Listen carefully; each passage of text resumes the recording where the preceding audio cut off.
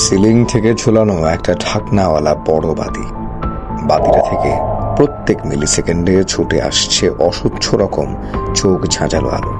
ঢাকনার ছায়াতে খুঁটখুটে অন্ধকার নেমে এলো গোটা কামরায়।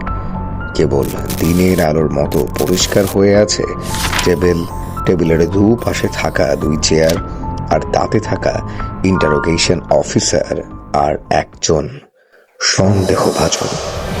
কথা বলছিলাম ইন্টারোগেশন রুম নিয়ে, তবে কেন বলছিলাম সেটা জানাবো অডিকিউরে।